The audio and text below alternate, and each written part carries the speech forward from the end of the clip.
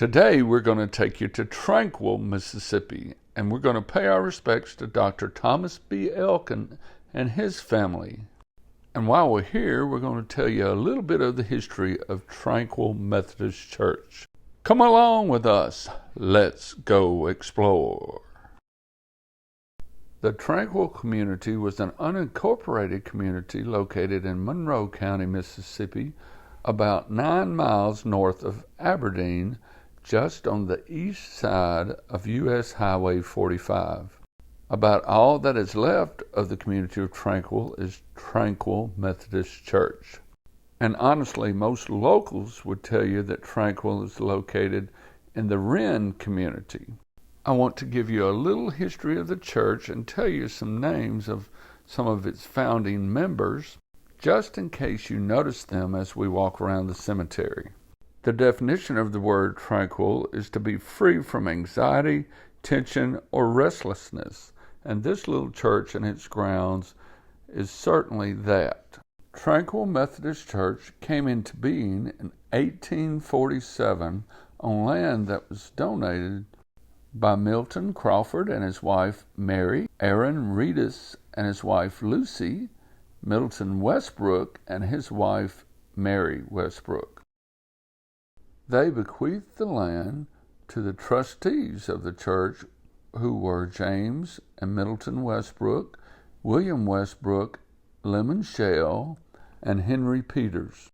The deed states that the trustees were granted the 5 acres together with all its woods and waterways to erect or build a house or place of worship for the members of the Methodist Episcopal Church. It was named by Lemon Shell after Tranquil, the church he had attended in Greenwood, South Carolina. The church had somewhere around 50 members, and by 1861 they had added 17 probationary members. In 1915, the original building was torn down and a second one was constructed, but it didn't last long. It was destroyed by a tornado in 1920. The third building was completed in 1922. Let's move on into the cemetery and talk a little bit about Dr. Elkin and his family and their history. When you come into the cemetery, if you'll take a minute and turn to the left and notice that Washington Monument-looking marker, well, that's Dr. Thomas B. Elkin. His family members are located around him. Members of the Elkin family were very early settlers of Monroe County, Mississippi.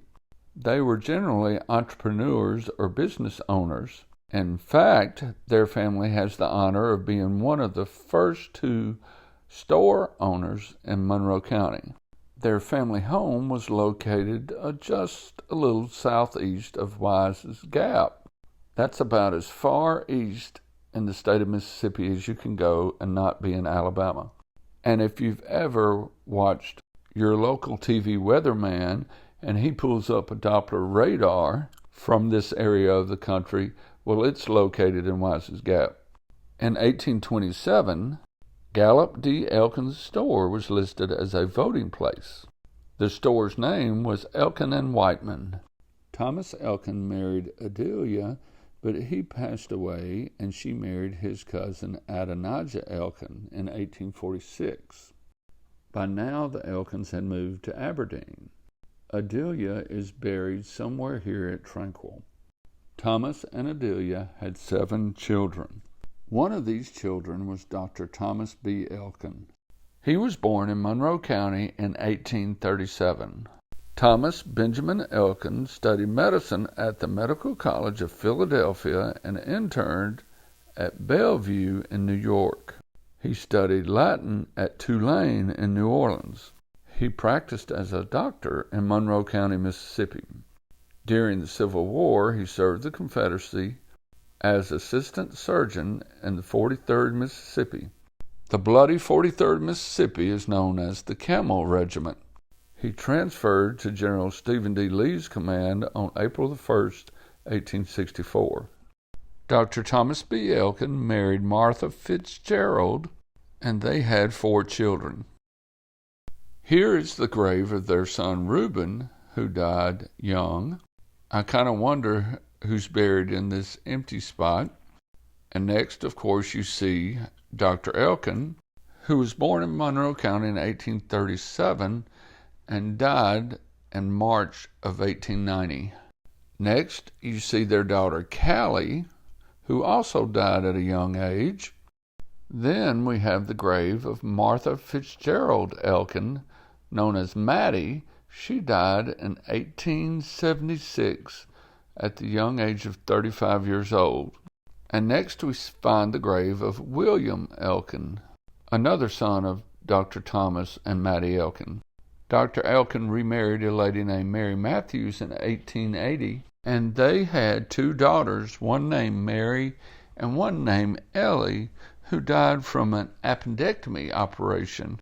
Not sure where Dr. Elkin's second wife is buried. As you look around the cemetery, you see many of the graves of the founding members of this church and community. You'll notice graves with the names of Crawford and Westbrook and Shell. Many of them are getting a little bit hard to read, like the one we're looking at now. This is just a neat little cemetery located behind a church in a ghost town or ghost community. All of these people out here probably have very interesting stories to tell. Dr. Elkin certainly lived a full life, and is certainly not the only member of this little community touched by the Civil War. The Elkin family continued their tradition of entrepreneurship down through the years, as the Elkin Theater was opened in Aberdeen somewhere in the mid-1930s, I believe. It originally had a capacity of around 800. After a remodel in the 60s, that number's been reduced to about 450. You can see the front has sort of an Art Deco look with a triangular marquee. In the late 80s, a local community organization bought the theater, and it is still ran and operated entirely by a group of community volunteers. Perhaps we'll come here and do a story one day. The Aberdeen Weekly said this of Dr. Elkin in March of 1890. The death of any man is to be regretted. The death of a good man in the meridian of life is to be deplored. But when that good man, still in the fullness of his powers, is the mainstay of a community, what was before a subject for private grief becomes a source of public lamentation. What an incredible endorsement. I hope you've learned a little bit about Dr. Thomas B. Elkin today, and will consider the contributions that you and your family can make to your community that will last generations. Thank you.